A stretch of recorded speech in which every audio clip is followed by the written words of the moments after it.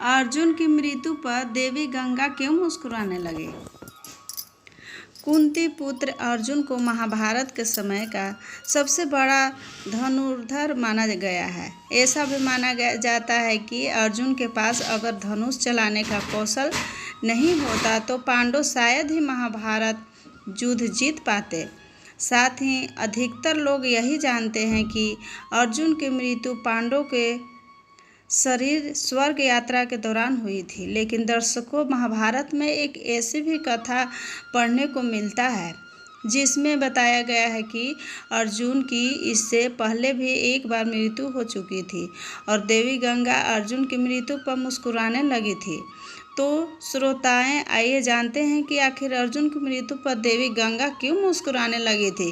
कथा के अनुसार महाभारत युद्ध में विजय होने के बाद जेठ पांडु युधिष्ठिर हस्तिनापुर के राजा बने। कुछ दिन पश्चात श्री कृष्ण के कहने पर युधिष्ठिर ने अश्वमेध यज्ञ आरंभ किया। नियमानुसार यज्ञ के अश्व को अर्जुन के नेतृत्व में छोड़ दिया गया।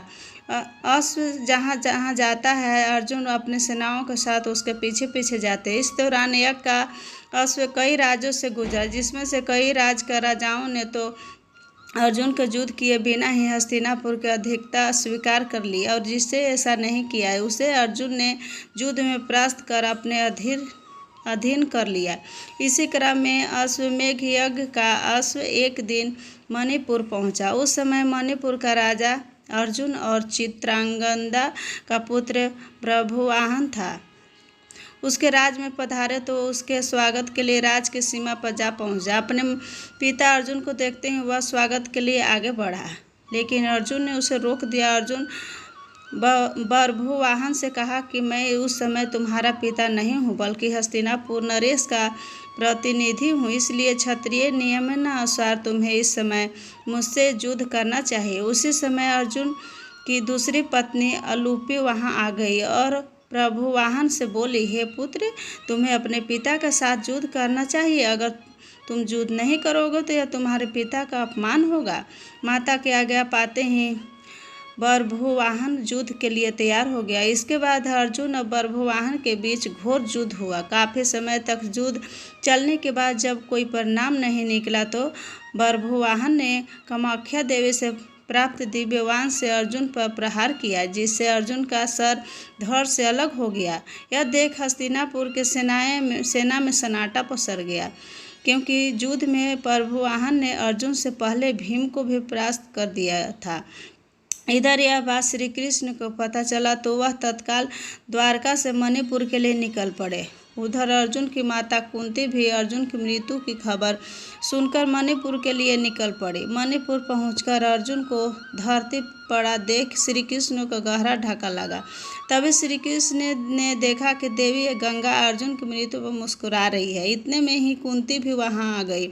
अपने पुत्र के शव को गोद में रखकर विलाप करने लगे। कुंती को विलाप करता देख देवी गंगा से रहा नहीं गई और कुंती से बोली, हे कुंती, तुम व्यर्थ में रो रही हो, क्योंकि तुम्हारा पुत्र अर्जुन को उसके कर्मों का फल मिला है। मेरा पुत्र भीष्म इसे अपने पुत्र की तरह स्नेह करता था, फिर भी इसमें श्रीखंडी का सहारा लेकर मेरे पुत्र को भीष्म का वध कर डाला। मैं उस समय ऐसी ही रोई थी जैसे तुम आज अपने पुत्र के लिए रो रही हो। मैंने अपने पुत्र के वध का बदला ले लिया, क्योंकि जिस कामाख्या देवी के वाण से बभ्रुवाहन ने अर्जुन का सिर धड़ से अलग किया है वह मेरे द्वारा की प्रदान किया गया था। देवी गंगा के मुख से बदले बाने सुनकर श्री कृष्ण हैरान हो गए और बोले, देवी, आप किस बदले की बात कर रही हो? आप किस से बदला लेगी? अर्जुन की माता कुंती से, फिर अर्जुन से आप एक माता के प्रतिशोध कैसे ले सकती है?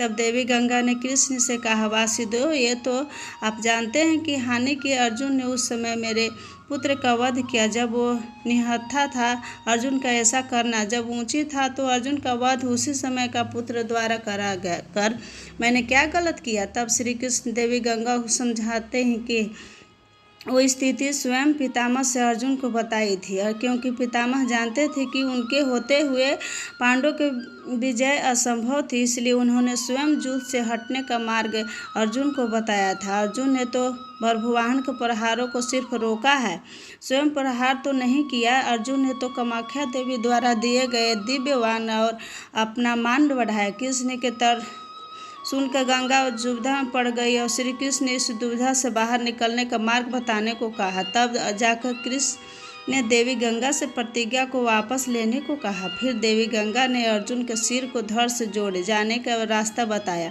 उसके बाद श्री कृष्ण ने अर्जुन की दूसरी पत्नी और बभ्रुवाहन के सौतेली माँ उलूपी से प्राप्त नागमणि द्वारा अर्जुन को जीवित कर दिया। ये वीडियो आप लोग को कैसे लगा? Please like, subscribe and share करें। गोलू स्टोरीज़ को ज़्यादा से ज़्यादा प्यार दें।